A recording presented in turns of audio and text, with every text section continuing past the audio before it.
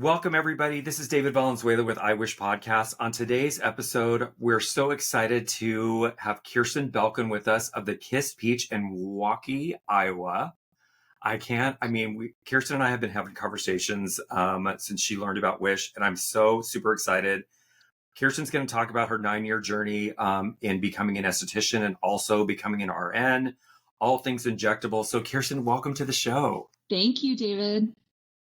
I'm so happy to have you. So before we get into your journey of becoming all things aesthetics, I love it. When did your interest in aesthetics begin?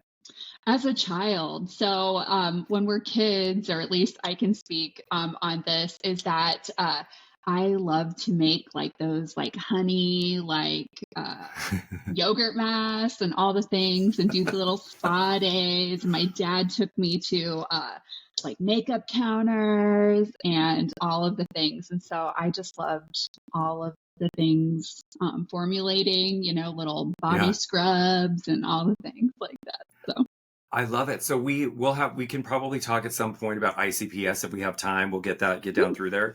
So you decided to start aesthetic school in 2016? Yeah. 2016 was the year that I started my business. So I started school in aesthetics in 2013 and graduated in, I believe, early 2014. 2014. All right. I love it. So between you growing up as a kid, being excited, mixing stuff up, having your dad take you to the makeup counter, get all excited about it. Cause of course you love products from the beginning of time. Yep. So when you graduated from aesthetic school, what was the journey between graduating before you got to where you are with your business today? What happened in that interim? So I worked for a local business that is a med spa, and I just I learned a lot. And about like the services and about overall like what it takes to run it. But overall, it was kind of like, I can't be my true self here. So, and me being very business minded, I was like, I am making these people a lot of freaking money. So I kind of like put pen to paper and I was like, okay, like, can I do this? And I did a lot of soul searching. And I eventually was trying to start my own business, which I effectively did spring of 2016. So I love that. So as you know, you and I we're in some aesthetic groups on Facebook and the Money Making Esthetician. And I think one of the common things that we hear is that there's this dream, and no one's telling anybody different. So that's one of the reasons, the premises behind I Wish Podcast, how it was created, was to give people like, let's look at some best practices as opposed to having to go through the failing process. So we see girls graduating and immediately running and renting a suite by themselves. And I highly, highly encourage, if you are an esthetician listening to this and you're still in school or you just graduated, find somewhere to work, find somewhere to go work, to get your feet wet with all things facials, waxing, whether it's a traditional spa, a day spa, just get your feet wet so you can better understand what advice do you have for the new Esties coming out of school? There's two options. Option one, go work for somebody else and make money, learn, and have them pay you and just soak up everything, team, being a team member, etc. But then there's also option number two, and I think a lot of people do this. You can go out on your own immediately, but here's the deal. You have liability because you don't know shit. No, it's okay. That was me when I first started. Believe me. What is that? Ozarks? I don't know shit about fuck or something, or I don't know, whatever. Anyways, it's true. It's true. Yeah. Like, what if something happens and you are by yourself and you have to problem solve? So you have to have great insurance. And B, you have to invest in quality education or mentorship, period. Because you cannot do this by yourself. You cannot teach yourself. And if you do, it takes a lot of time and you're going to not make 6 figures right out the gate unless you are ready to put in the effort. I get so ragey looking at these groups because I feel a lot of people are like, I opened yesterday and why don't I have booked? Why am I booked? Why am I not booked? And I'm like, girl, I know. What? I know. And I love that. Like, I love the tenacity. Entrepreneurship is a fucking journey. And there's a difference between being an entrepreneur and a business owner. We can get into that if you want, or that's like a whole nother podcast. Um, but there is a difference. And I definitely think that, like I said, there's two options. Option one, you could go learn from somebody else, learn different techniques, learn different all the things, and have somebody pay you and have the training liability on somebody else. Or you can do it yourself, but that's going to be a lot more expensive. That's going to take a lot more time, and everything is on you. So I don't think people are prepared for that, because they don't say, hey, you can do this, but here's our two options. So remember those choose your adventure books? Choose your adventure. I think it's just defining an expectation, right? So there's a lot of six-figure, we were talking about six-figure esthetician, six-figure esthetician, six-figure esthetician. And I was like, well, just because you have a six-figure income doesn't mean that you're profitable. You can make six figures and spend $95,000 in business expenses and advertising and marketing and be in the red, and it doesn't mean anything. So doesn't mean shit. Doesn't mean shit. So there's a lot of I think defining an expectation. What I want and what I preach from what I know and seeing aesthetics on a global platform is really practicing your passion.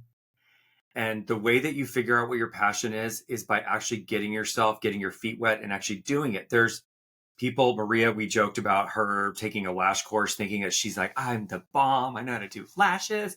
And she did a set and posted it. And there was just nothing but hate comments, and they had to shut the post off. And she's like, oh my God. And she's like, David, you know what? I hated doing lashes and I didn't want to do it anyway.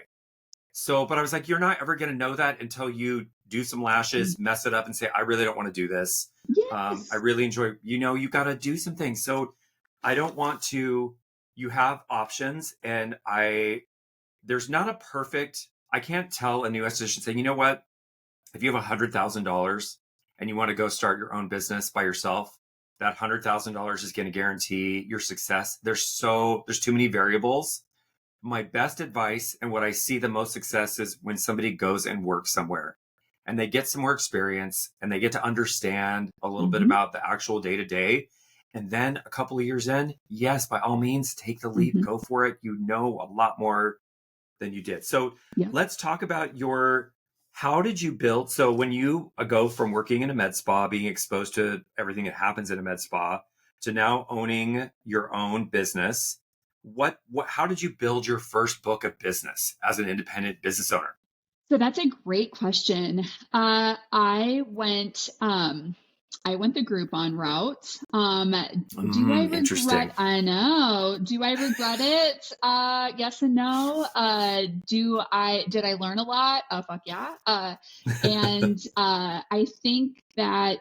But I will be real with you, David. I have people that I still got from my Groupon from 2016, 2017 with me today. Wow. Still. So like I mean, I think that there's benefits. I personally isn't my business model anymore. And so I think that you just kind of have to like go with what your business model is. It was valuable to me building my clientele, getting the word out. Now I am strictly by word of mouth. I have not had any formal marketing plans. I do now because we are growing and scaling. But yeah, I didn't have anything other than like Groupon and word of mouth. So it's interesting that you bring up Groupon, because I see this topic come up in the groups also about people wanting to do Groupon. And there, again, this is I say it in Wish training and Wish treatments, one size fits one. This is the same thing. Groupon is a one size fits one scenario. And if you're in a community, maybe a smaller community, a little bit more relationship based versus being in a big metropolitan area where someone's just bouncing from Groupon to Groupon to Groupon to Groupon to get the discount. Yep. But here's why I think it's very impactful what you said about it. Having clients still from 2016, from when you did Groupon initially, that are still with you, that is a testament to you as a service provider being able to retain that client. Yes. And it's about the relationships. And the way that I saw it at the time, and I still see it now, is that I was being interviewed by these people. But any service is an interview. Any service is an opportunity for Truth. somebody to Totally. trust you or not trust you, which is the worst case scenario. Whether it's a consultation or a customer is coming for a service using a Groupon, it doesn't matter what means the client got to your business. They're interviewing you, you're interviewing them, but this business, there's going to be some talk coming up in the next couple of months. I can feel it about virtual aesthetics, and sure, I have some strong opinions about it. And I really believe that, there is a way that you can, if you have a client that left for college and is now living in upstate New York and you're in the Midwest, then of course you can support this client virtually, but we're never going to be able to replace the power of touch. We're never going to be able to replace actual chemical exfoliation professional, extractions, like things that are going to happen in your treatment room. You're not going to be able to replace those things virtual. So I just want to caution people that are like, I'm just going to have a virtual business. I think that can be a really big area of their business, like an opportunity area. But I also agree with you. You're not going to get those professional services, and you're not going to have that relationship. I mean, look at all of these people that were sent home for COVID, and they're being brought back because the big companies say, oh, it's not super efficient to have you, and there's not any team building stuff. I like being in my people's space because I am an empath. Like, if I've had people look at me when I have checked them out and they're not like huggy feely, even though I've just touched them or performed a Brazilian wax or whatever, like did their face or Brazilian or what, even shove needles in their face, whatever. But and they've kind of like looked at me and I'm like, do you need a hug? And like, you would be surprised how many people need a fucking hug. And I'm like, come just here, a fucking come hug. here, and I'm 5'10", like, come here, give me a hug. You know what I mean? And it's just like, it's almost how people melt into you. And yes, there is touch. There is that special thing. There is that, like I said, I'm like a low key energy worker. And so I'm like, you come into my space. I cannot tell you how many times I have performed a Brazilian wax and I have people cry or tell me something that happened to them or whatever. And, it's just like, even in that intimate space, or a facial or whatever. And I just don't think that over virtual is ever going to hit that. So to your point, I agree with you. I think that you can. I just don't know that personally, and maybe that's not everybody's cup of tea, is to have that personal relationship. That is 100% my business model. That is 100% what I live for. Yes. And it's what's made your business successful with Word of mouth. you got it going on. I can't wait to talk about all your new plans with your building and all this fun stuff. We have 343 square feet. I have a part-time esthetician. I work part-time, and I have a medical director that does telehealth, and that's just for our weight loss, et cetera. So we can get into that. But we grossed over $500,000 in one treatment room last year. So, my gosh, I can't, you know what? I literally am going to put in a moment here because that should be celebrated beyond, like, literally what an accomplishment. Thank you. Huge. What a big deal, Kirstin. I mean, congratulations. 343 square feet. I mean, come on. Yeah, one treatment room. I have a bathroom, and it's this cute little building. I have a bathroom. I have a waiting room and a treatment room. That's all I got. And we have one provider working at once. It's not like we've got this big operation. We have grown very slowly, but very stably. I love that. So, we're going to talk about the weight loss thing too, because the Ozempic phenomenon that's happening, and what's the other one? Wegovy, and then Mounjaro, I think, is another one. And then there's RIP something that just came out for weight loss, and it is tirzepatide, which is Mounjaro. So there's the generic names. Here, let's get into my nurse shit. There's the generic names, and then there's the brand names. And obviously tirzepatide is Mounjaro and that new RIP thing. And then there's semaglutide, which is Wegovy and Ozempic. So talking about your specific, so when you started out doing your own business, what was and you're practicing aesthetics for a few years, what was your impetus to going back and saying, I want to now become an RN? So, David, that was honestly always the plan. You have fireworks in the back of your. You know what? I did a podcast 2 days ago, Kirsten, and it was doing that too. And you guys, we use a platform called Riverside, and it's just going ape shit and doing balloons behind my head. So if you're on YouTube watching this right now, which by the way, my business partner was yelling at me that I never tell people to subscribe to our YouTube channel. Give us a review on Apple Podcasts or wherever you're listening. Yeah. Subscribe to the channel, click the notification bell, all the things you're supposed to do. So I don't know why that's happening. I have no effing idea. God love technology. So, It's because we're so cool. That's why. I guess so. It's like, but the glitter. But what was the question?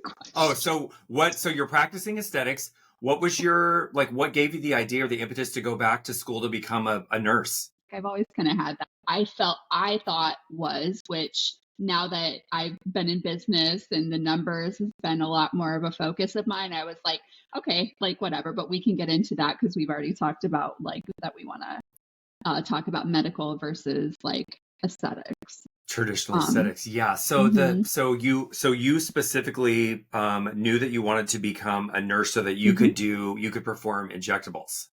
I've always loved skin. I worked a little bit of background about me. I was a CNA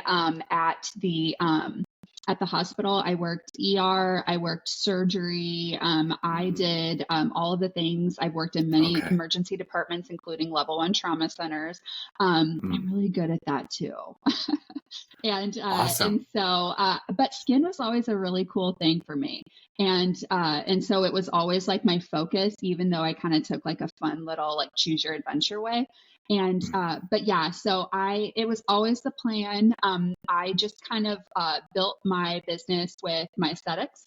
And then I built it on top of that because the way that I see it is that, and this is for everybody, in order to build a house, you have to build a freaking foundation. You cannot build a house without a foundation. And that goes for everything in fucking life. Like you have to build a steady foundation before you can build up. And so, I can tell you, I am absolutely so glad that I started my business and my journey this way because I know skin better than any other doctor and nurse because I have a background in it as an esthetician. I will tell you right now, I know exactly what they know about skin, both of them. And I can tell you, I know how to take care of skin, which 9 times out of 10, like you could probably just do some products to get rid of that freaking acne rather than Accutane, which that's a whole nother fucking podcast. But anyway, it's on the board of topics. Trust me. They wash their face, fuck, like God, yeah. like Let's these start teenagers there. that are getting adaptogen gel. Okay, anyways, like I gotta cool down. But yeah, I absolutely am so glad that I started my journey the way that I did. Exactly, I would never change a thing with that. I love it. So so you guys, Kirstin and I will like send each other messages on Facebook and text like offline when there's something that comes up that we get really heated and passionate about that we want to discuss. But and I love it because I can actually talk to you all riled up too. And like, we're going to have a minute and then it's all right. We're like going to get through it. Yep. There is in our industry, we have estheticians that are looking at med spa. So when I go and speak at a school, and I would say before the pandemic, I would go speak at aesthetic school, and I would say to the groups, and depending on what school, if they were in a rotating program or if I try to get to the class that's getting ready to graduate. But if it was just like they're in a rotating program, I'm like, what do you guys want to do when you graduate? How many people want to work in a resort spa? 2 people raise their hand. How many people want to work in a day spa? 3 people raise their hand. How many people want to work in a med spa? Everybody would raise their hands. And then I would ask the question, why? Like, what's the reasoning why? So the belief was, well, I can do more in a med spa than I can do in all these other places. And I was like, well, actually, probably not, but okay, let's go with that. So then we have a wave of belief system right now where, and even the doctors that I work with and that we talk to, they're like, I don't make money off of injectables. People think we're just putting millions of dollars in our pocket by doing Botox and Juvederm and Radius and injectables. And then you and I had a conversation about what the actual cost of doing a service. So I want you to share with the listeners what the truth is behind doing injectable services and the actual cost associated with it. So yes. Uh, let's also talk about, okay, so there's aesthetics and there's the medical community, right? The medical community is very low key and sneaky getting into aesthetics. I know. I Bro, know. because that's where the freaking money's at. So, right. like, I mean, we have doctors saying, oh, try this Skin Medica. Oh, like you need a facial. They don't fucking know. No offense, doctors. I love you. No, if you want to talk and do some hate mail, it's fine. We can talk about it and hug afterwards. But I mean, honestly, I don't get it. And you know, I do get it because that was always my vision as well. But I mean, now that I have learned, now that I know my business, now that I could tell you how much it costs me to perform each and every freaking service I have, I can tell you 9 times out of freaking 10, actually probably close to 9.5, aesthetics services have higher profit margins than any medical service. Why do you think these doctors are now having facials and facialists and estheticians, et cetera, in there? Yes. Why are they selling aesthetic, like skincare products? Why? Right. Why?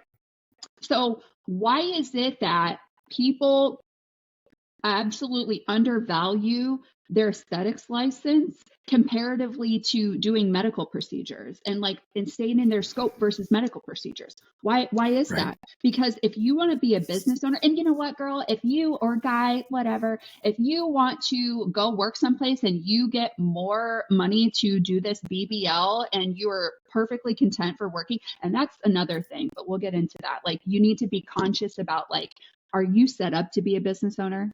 Like, can we, like, I'm gonna write that shit down. Because like, honestly, but like, I think that, like, unless you are actually an employee, going and starting a medical office, a medical practice along with aesthetics, yeah, okay, that'll work. But like, you're not hitting these profits the same with their services in the same way that an esthetician would. I could do a Brazilian wax at the same time I could do a Botox, like, and that's full face Botox. And you know what? That obviously Botox, I'm going to be doing maybe $500 to $700 in 20 minutes. And okay, a Brazilian wax is 20 minutes and that's like $70. But you know what? I get more money in my pocket from that profit than I do Botox. Because this is where we, and you guys, if you have not worked in a med spa or been exposed to like what it actually takes to have a neurotoxin delivered to your office, it actually comes on dry ice. There's a very specific usage time frame for when you actually open a vial, and the price points have come down so much in the last 5 to 10. Well, gosh, when is Botox? In the 90s? So the price per unit has come down to the point where it actually, I mean, Kirstin, talk about it. Talk about, so what do you use? Dysport, Botox? What is your? I have all of the above.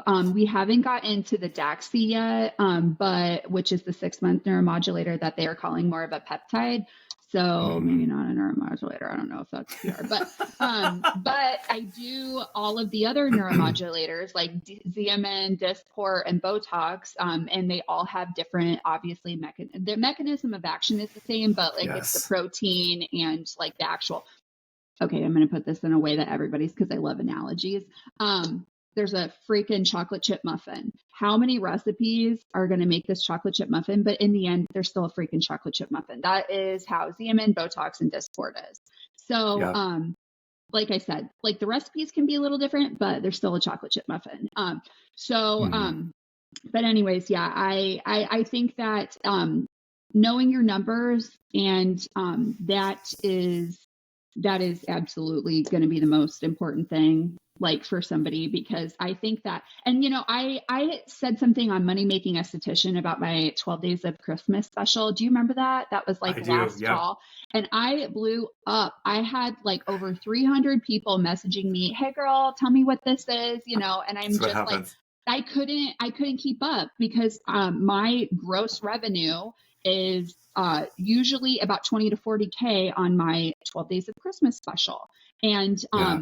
I had like 300 people message me and they're like, tell me the deets. And so I made a video that I sent out to everybody because I cannot have conversations with everybody when it's 300. And I was still closing on my building because I just was Yeah. purchasing that. You remember that. And I do. so, which was a fucking train wreck, but we can get into that too. But yeah, and so it was like, and I basically said, you have to know your profits. You have to like know how much like your numbers. And so, and this is how to set the sale up. And so like I sent this video out to everybody and it was like people just like, I don't know. I think that there needs to be more widespread coaching and mentorship that Hmm. even is low key or even like having a community.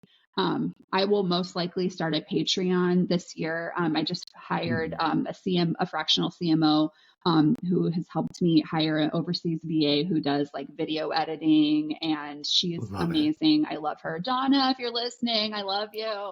But anyway, so but I told them that's a really high priority for me this year because I think there's just so much in this community for medical professionals and estheticians. Yeah, I think that there needs to be like a lot more education and transparency and collaboration over competition. So one of the when we were building out why we were going to do a podcast, Yeah. and we were like going to start in 2024, we're like, well, we're going to start recording in 2023 because we're going to get episodes out every single Friday. Mm-hmm. One of the things, Kirstin, that I thought was, there's a, as we're getting ready to move into an economic moment in the political, there's a little bit of turbulence that happens every time with the economy. I've been preaching it for over a year now, like make sure your practices are sustainable because it's going to get bumpy for a minute. So just focus. But the reason that I think so many people jump on Kirstin's talking about the 12 days of like Christmas and that she can generate $40,000 in revenue. Mm-hmm. And they all want to know what that is and what that practice is. So why don't you just take a minute to share with the group what you actually did for your 12 days? Because they're going to start emailing me and saying, what did she do to generate that revenue? So talk about your 12 days. So when did you start thinking about, I'm going to do, this is what I'm going to do for my 12 days of Christmas? So I'm going to start by quoting myself from earlier because I feel like I am super supportive with everybody and I kind of have like that serial entrepreneur. So I was talking to a friend who owns a like kind of cottage like micro bakery where she does that.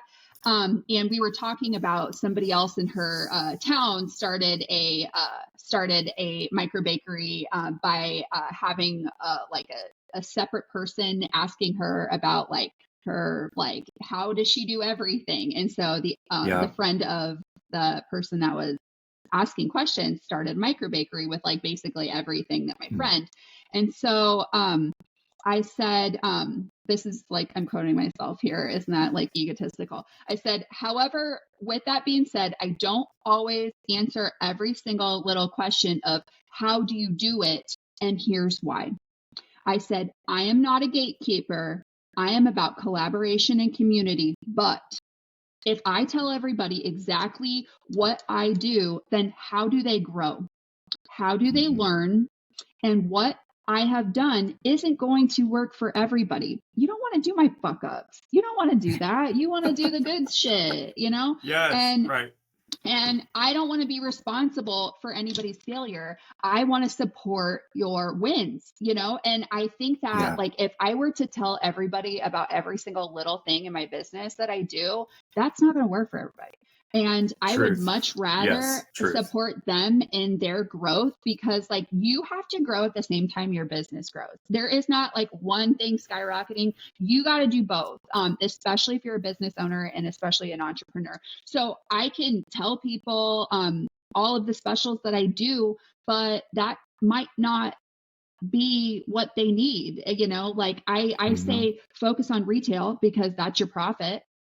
I say focus on not time spent in the treatment room because like you want to make as much money with as little effort as possible. And I think people fucking forget that. And so, obviously you want to do that. I like doing gift card promos. Daniela Warner, I've worked with her. She's a fantastic, beautiful human. And she does the buy 100, get 100. That's not going to help people that don't understand how that works. You know what I mean? And Truth. so Yeah. like, and how to smartly do it. I have done it. I have helped people set that up. I've explained it at length. Some people get it and they're like, holy shit, that's a good idea. And some people don't. And I'm like, you best not do that then, girlfriend. Because like, then you're basically going to lose half of your profit or half of your gross revenue. I would definitely say, do hands-off stuff like facial kits, like, and that type of thing. But retail, a promoted service that you're trying to sell, if you've got expiring product, girls, look at your product and make sure that's not expired. But if you've got expiring product, do a sale on that. Like, get rid of it. Don't waste it. That's the type of stuff. And I just try to keep, it's every day I wake up and I feel like I shake that fucking snow globe, right? And so like I just am like looking around and I'm like, okay, what can I do to do the best for me, the right patient, the right product, the right outcome, you know what I mean? And every single time. And do right by your staff, like, so that's kind of my feelings on that. I mean, I could give you examples like that $100 and people ask for that. And it's actually a really smart way. I definitely recommend listening to Daniela Warner. She is, she's smarter than me. And that's another thing. That's another Yes. thing. Find Like, smart people. find people that are smarter than you. Yes. Delegate. Thank you. Because you either have money or you have time. 100%. You don't have fucking both. And so like you need to either pay somebody to do something that's better than you, or you need to learn how to do it well. And like we got these little business pearls in here today. So what else you got, David? I love it. I love it. So I think it's one size fits one. And this is the other thing that I think is really plays into our industry that we undervalue, that we should really play up, is that, as you guys can see, if you're watching this on YouTube, or you can hear, Kirstin is very enthusiastic. That is her personality type. So if you are a shyer personality type, or maybe not as extroverted as Kirstin and I appear to be, like extroverted, even though I'm really kind of an introvert if you take the test. Oh my God, me too. I recharge with quiet time and I want to be alone and don't talk to me and like get out of the house. I want to be by myself. Yeah. That's how I recharge. But your personality is your framework for you as a human being, and how you take this information and then transform it into the way that you're going to interact with your clients is about you. So Kirstin, that was beautiful. That was a beautiful way to frame advice about your specific business.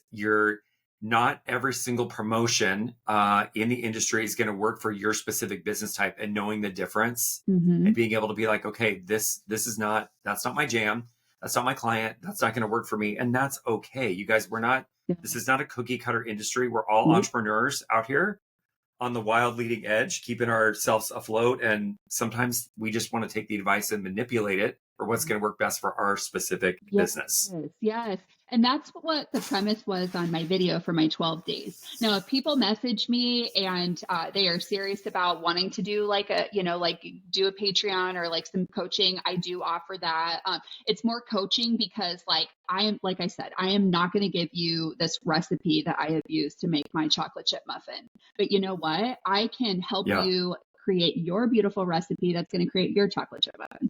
Wow, am I hungry? Did I have lunch? I don't know. Maybe not. I'm talking food. That's all amazing advice. And, so this is the other thing that I think is really valuable to share with the listeners, or if you're watching this on YouTube. I like to go and take people that are actually have realized success in the industry. There's a lot of people running around talking, training, offering advice. And unless you have built a business from nothing, Oprah said, I think it was Oprah, she said, you don't take advice from anybody that you would want to trade positions with. And I was like, ooh, it's brilliant, because there's a lot of people giving advice that have no idea. I've actually had an ego moment where I've been sitting in a room full of people trying to tell me what to do. And I'm an Aries, so of course I have that moment happening. But I said, how many people in this group have built a $1 billion brand more than one time in their career?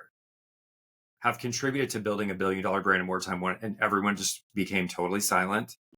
And it was just my way of being heard, Kirstin. Like, I just need to be heard because all the advice, I'm like, I want to hear from people that have actually done it, built something from nothing, achieved a level of success. Then you can talk at me all Did you I want. lose you?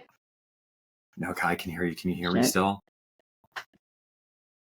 I'm still here. Okay, It's good. just having a moment. David, I'm so freaking glad you brought that up. So I have two things to say. One is cute and short, but it's relevant.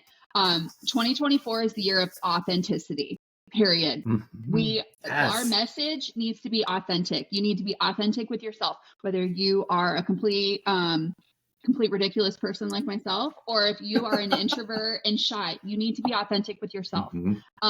Because people care about that. They do. And okay, so I'm so glad you brought ego up. Jeez Louise. I actually wrote that down when I was like kind of like centering myself before our conversation and just kind of going through what I wanted to kind of just make sure there was a point. Yeah, I absolutely think that ego will save your freaking life as an entrepreneur. But then when you were like, okay, 5 years down the road, you're doing a good thing. Like, obviously you kind of created this beautiful, like little empire, but can you accept criticism? Can you accept to learn more? Ego is to protect you. Like, obviously you lost like 20K or whatever. Ego is to keep you going. Ego is to kind of help you out of situations, but you also need to manage that ego and to make sure. I think what you did is 100% healthy, because I think that you are saying, I am bringing this to the room and this is where I'm at. But I also think that egos, as you have to have one as a business owner, like entrepreneur, whatever, because we're all living in the clouds. I live in my mind, like 70% of the time. And but like I think ego is such an interesting conversation to have, because you need it, but at some point it becomes toxic, because are you going to be able to create? I remember when I was working in surgery, there was a surgeon that brought in a mentor, and he was doing like for like surgery, like I'm talking total knees, like, and the mentor is like, why do you do that? Like every 5 minutes he was asking the surgeon that, and I am like, he's gonna blow, because we were those surgeons. But I think that is 100% healthy and relevant, because if you don't have somebody checking that balance and balancing that ego, you are not going to be able to grow. You are not going to. And movement is life, and so change is life, growth is life, and so if you don't have, you need the ego, but you also need to have that ego checked. I feel like I'm constantly slapped in the face by life. My ego is constantly checked, whether it is my 6-year-old daughter, who is just like myself, who is this beautiful human, and I'm just like, okay, Kirstin, you're not raising a doormat, or by clients, or by, experience, by life, like you are constantly, you have to accept that and you have to learn from it. And so, yeah, I don't know where I was going with that, other than like, no, it's okay. I love it. I love it. You're passionate, and we get when passionate people. So my ego check moment, because we have a lot of knowledge and we feel very confident about what we're doing. And sometimes people are looking and going, wow, you have a really big ego, and confidence and your ego is usually can be misconstrued. 100%. But I have my inner circle of people, Kirstin, let me tell you, they're truth tellers. And if my head is getting too big, they're like, yo, Valenzuela, you need to get off that horse right now for a minute, because you're just talking to yourself. Shut up and sit down. I'm like, okay, all right, I'm going to go over here, sit down. All right, you're right, I'm off on a tangent. But having those people around you in the industry that I can love and trust, and, the people that have, the Jane Were ones of the world that is not afraid to tell you the truth. And I would rather hear that than someone blowing sunshine. I don't need the sunshine. Growth doesn't come from sunshine. It does not. No, it comes from being in the weeds and like learning how to get out of it. Yeah. And that's kind of where like community comes into and collaboration versus competition, because like Yes. we can't Yes. all grow. We can't make this industry better. We can't like show up and be the best version of ourselves to give to our clients if we do not work together. Obviously, our industry is constantly changing. There is so much gray area. Like scope of practice is different throughout the United States. Like, there's these Uh, ridiculous contraptions that are like sketch at best, that come out all the fucking time. And uh-huh. I'm not going to name any names because I don't need a lawsuit slapped on me for saying this. But I just can't. You have to be able to work together. You have to be able to know your scope. You have to be able to have limits, and you have to be able to have less of an ego to say, like, if this client is in front of you and you were like, you know what, I can't service this person the best way that they possibly can. You have to love your client enough to be like, I have a great referral. I am that person in my area. But there has been times where I am like, I don't offer this, or my skill set is not to this capacity or to the level that you need. So I'm sending it. And I have people like professionals that I work with, other estheticians, doctors, like you have that like network per se. So yeah. Yeah. It's important. No, network and collaboration. We don't have competition. We are all working in the same industry. There's enough for everybody. Yeah. So I get it. So let me ask you some questions. So so you're obviously very educated. You spend a lot of money getting yourself educated, continuing to stay up to speed on trends and stuff. Yep. What are you looking at? What are you reading, Kirstin? Like, how are you staying updated on trends, techniques, and products in our industry? Like, what's your go-to resource? Or are you just So hearing about it? I have people that, let me first off say that I do not actively follow on my feed on social media other Mm, providers. I don't. mm, I think smart. imposter syndrome is real. I want to Hmm. maintain a level of authenticity to myself and my brand, and go with Hmm. what my heart and my gut and my brain says, because I'm pretty freaking cool. So, um, I do, however, go and every once in a while check on things, kind of scroll through social. I ask my freaking clients, like, what are you doing right now? What are you cool? Like, why don't we just go down to like basic ask your people? Like, they're gonna tell you. Yeah, And they so, are. obviously, you need to have a vision, but you have to be easily pivotable. Um, I've got a 2-year plan. I've got a 1-year plan. I got a 5-year plan. I got a 10-year plan. I got a 20-year plan, because but that can change because obviously trends change, life changes, And so, yeah. Yep. Yeah. Where do I find stuff? But back to that, uh, I have relationships with certain people that I know fit my brand and my personality, and I talk with them. I talk with colleagues that are not in my business. I talk to my employees. I do all of that, and I do a little social media and stuff. I've never been to a trade show. I've never Oh my been. gosh, that you should wear that with a badge of honor. I just like, I want to, if I go on a vacation, I want to go sit my ass on a beach someplace. You know what I mean? Like, I got little kids That and shit. This should be the promo clip. I've never been to a trade show. That could be Yeah, again a I whole other haven't, podcast. oh, are you there? But Yeah. basically, yeah, I just try to kind of stay relevant with social. I kind of like anything new that's coming out, I research the shit out of it. I just bought lasers last fall, and I researched exactly what I needed for 3 years. I researched something and follow like National Health Institute articles for 3 freaking years. Yeah. I Yeah. try to know ingredients for before I even like jump into a brand, like yeah. I love that. So let's talk and of course you nailed a couple things on the head there. I've made the statement many times in my career, stop Gosh. looking what other people are doing. Oh no, Don't look. David. It's all right. I'll come back. It's okay. It'll connect. Okay. Um, Making the point that stop looking at what other people are doing. Don't do what everyone else is doing. Do something unique to your own business. And Yeah. if you're constantly filling your head with what other people are doing, it skews your vision for your own business and your brand. Yeah.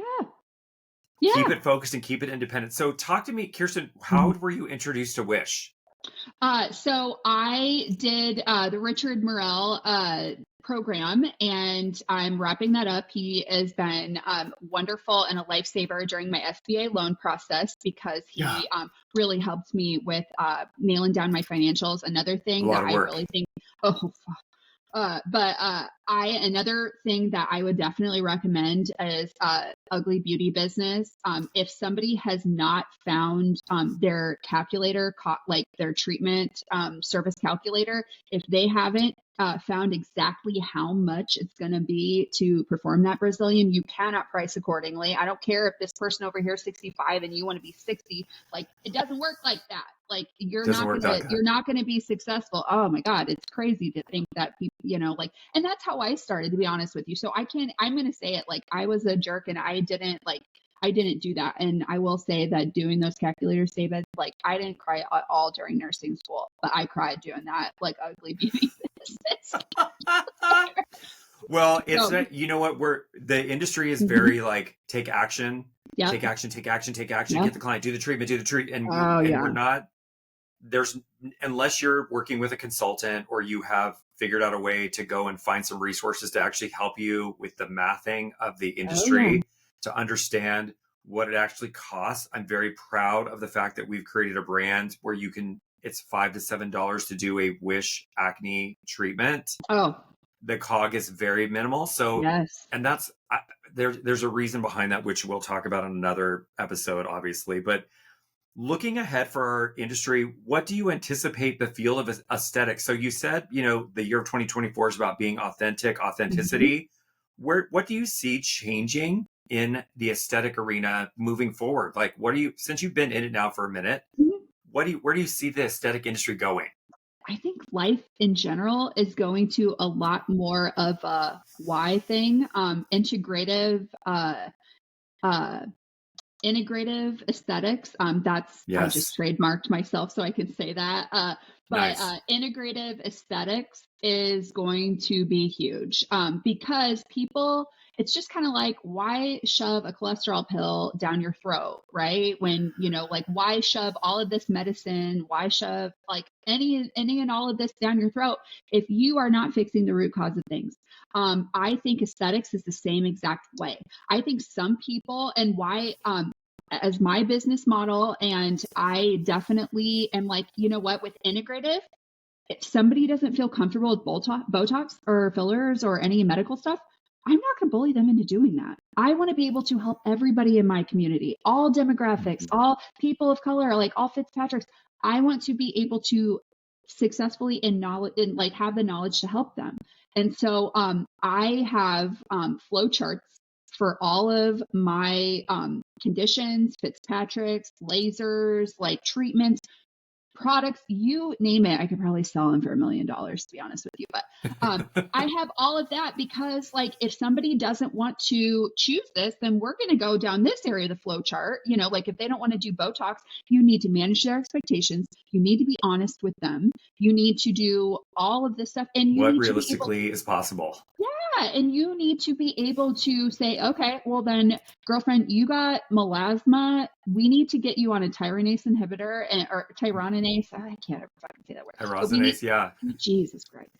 But we get you, with a brightener, like with a tranexamic acid, and we're gonna do Mhm. that. And so, and that's just an example. I think like knowing conditions, knowing services, knowing products, and like I said, the right service, the right product, the right client. And so I cannot stress that enough. So tell us about the process of what you went through last year. So nobody really talks in the industry. It's so under talked about, but you got an SBA SBA and loan. Yep.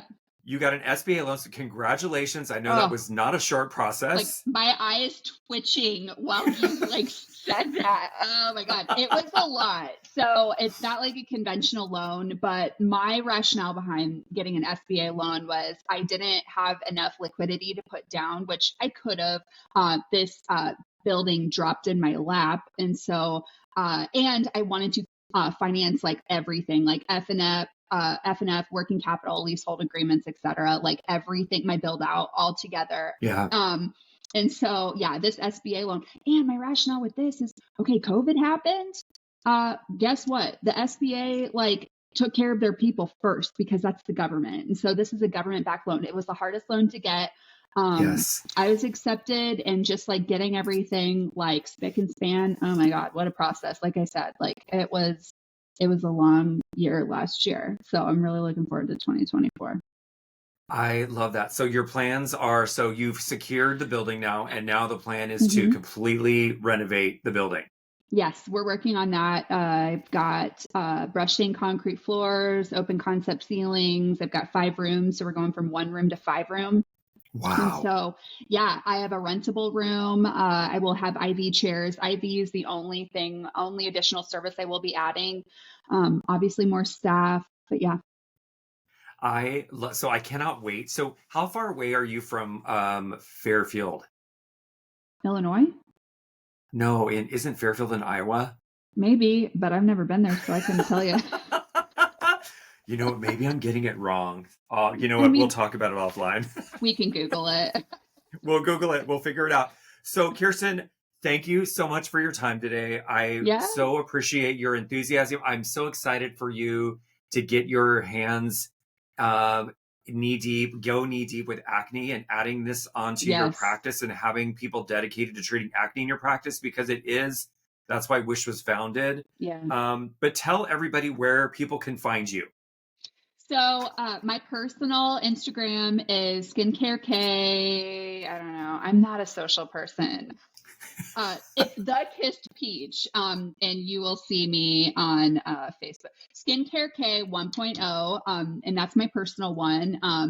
I say fuck a lot if you can't tell, and I'm very tongue-in-cheek and sarcastic, and we do homesteading stuff as well. So, we're just constantly doing stuff. The Kiss Peach is my business, and so help yourself. If you have any questions as far as like you want mentorship or coaching or whatever, I do have on my scheduler currently. We're in Vigaro, we're switching to Boulevard. With the rebrand, because I like chaos and let's do everything all at once. I mean, why not? And yeah, so I do have a booking available for that. If somebody wants to, is like, you know what, I'm really vibing with this chick and I think that I could get a lot out of her, then yeah, I absolutely do take appointments with that. I am booked out quite a ways, so just be prepared. But yeah, that's where you can find me right now. 2024, like I said, I'm looking at my Patreon and just kind of like getting that, looking at getting that set up for just like having like this online community. But yeah. I love it. This episode has been generously sponsored by Wish Skin Health, which is focused on the holistic treatment of acne without the need for prescription medication. If you are looking to level up your aesthetic practice, we would love to have you as a certified Wish Pro. You can visit us at trywish.com. That's trywish.com. Click on the Pro tab for further details, and we'd love to have you in the Wish family.